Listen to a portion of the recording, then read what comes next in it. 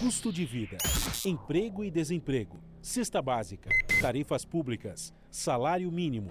Agora, na Brasil Atual, a análise do DIEESE.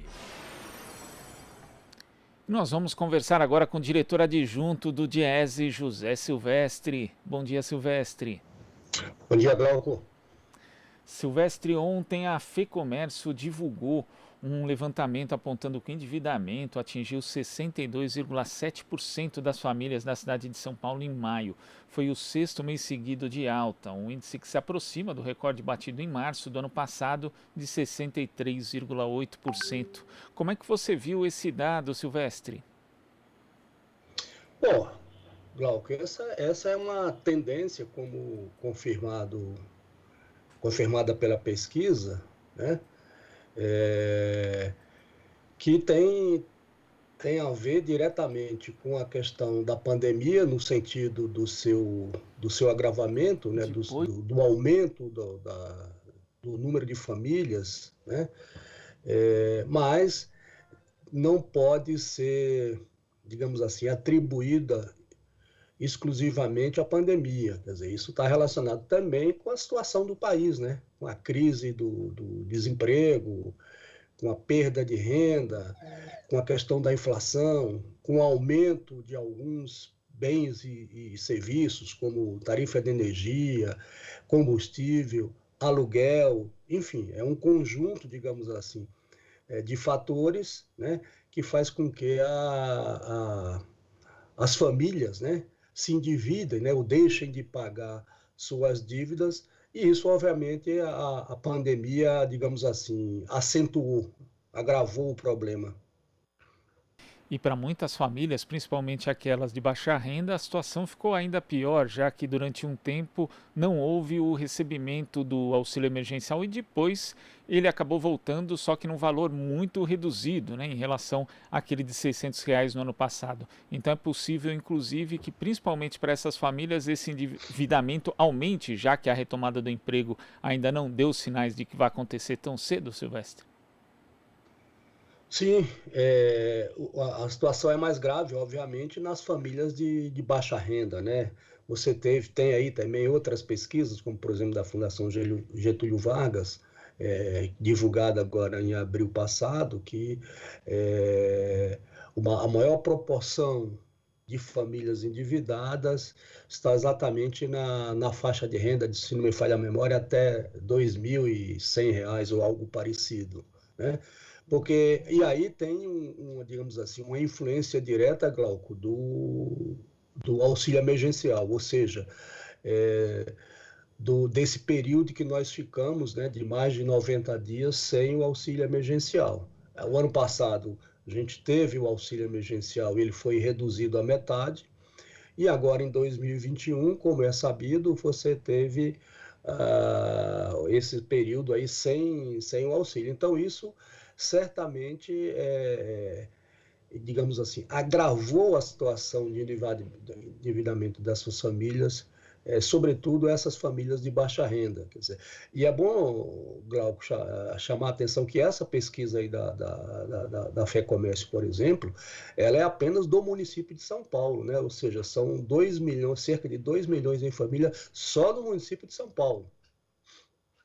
E ainda tem o fator de que o consumo das famílias, né, o endividamento acaba inibindo esse consumo, que é um componente muito importante para a formação do PIB brasileiro e para o crescimento de qualquer economia. Então isso acaba sendo um fator limitador também para o crescimento econômico, num período aí que a gente já, desde 2015 e 2016, temos aí crescimento muito pífio, inclusive com retração em alguns momentos, né, Silvestre?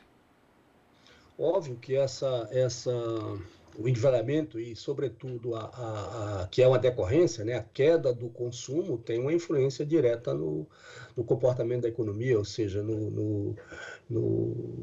do PIB, né, do Produto Interno Bruto.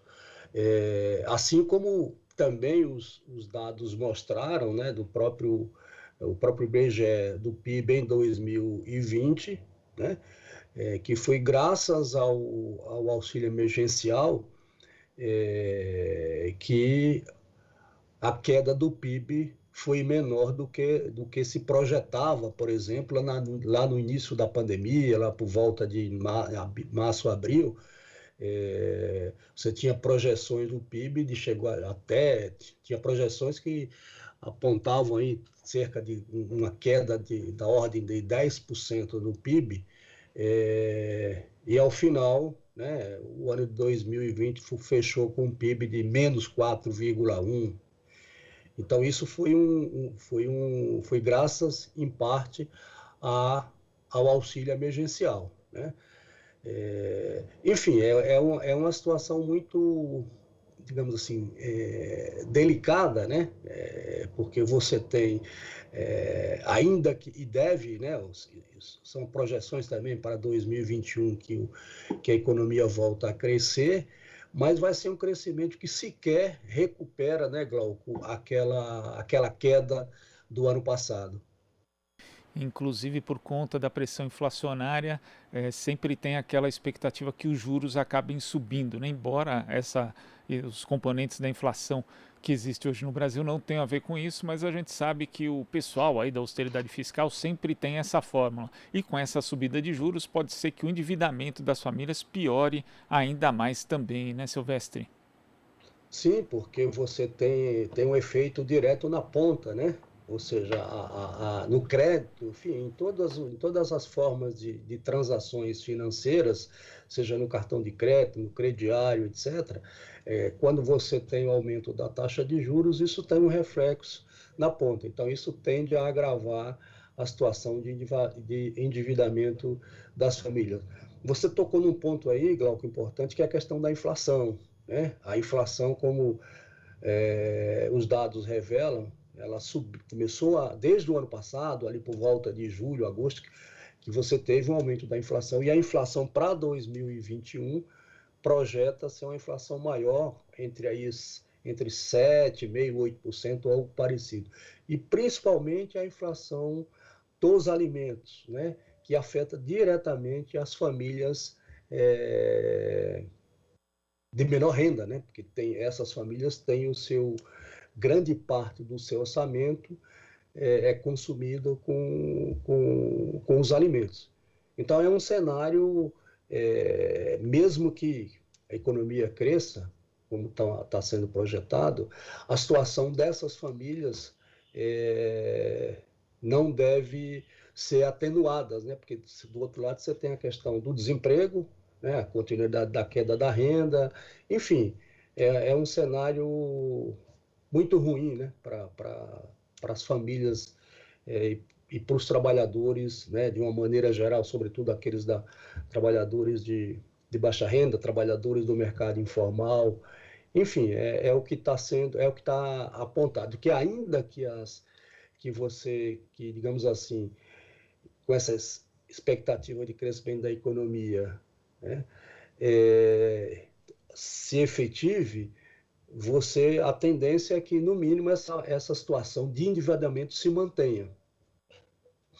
Tá certo, Silvestre. Queria agradecer a sua participação aqui no Jornal Brasil Atual e até a próxima. Até lá, Glauco.